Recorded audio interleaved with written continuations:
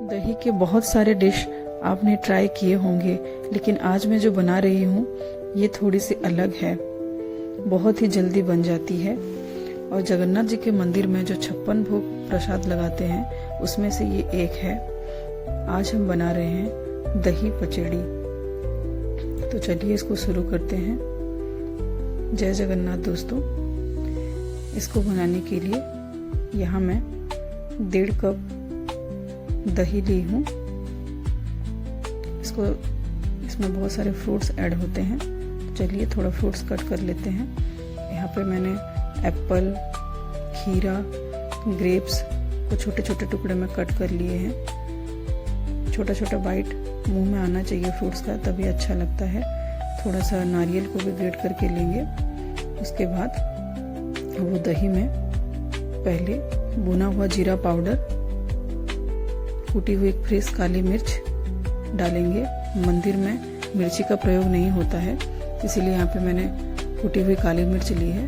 उसके बाद इसको अच्छे से मिलाएंगे और फेंट लेंगे। दही को फेंटना बहुत ज़रूरी है, वरना लम्स रह जाएगा। इसको पहले कौन कौन ट्राई किए हैं मुझे कमेंट में ज़रूर बताइएगा।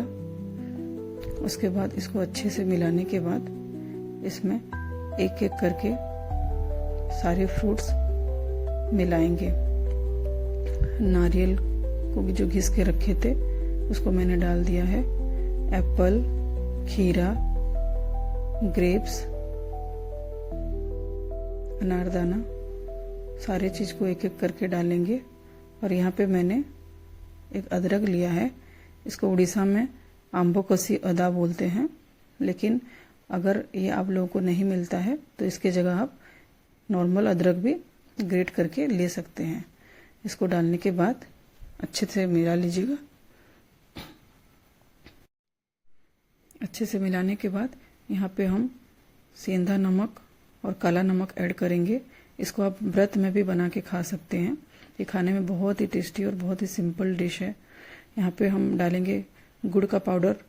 अगर आप गुड़ नहीं पसंद करते हैं तो यहाँ पे आप मिश्री का पाउडर भी ले सकते हैं या फिर चीनी का पाउडर भी ले सकते हैं। यहाँ पे ये मिक्स करने के बाद इसको अच्छे से मिला देंगे। अब इसको सर्व करेंगे ठंडा ठंडा।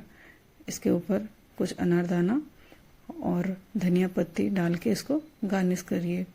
रेसिपी अगर अच्छा लगा तो एक बार ज़रूर बनाइएगा और मुझे कमेंट करके बताइएगा कैसा लगा।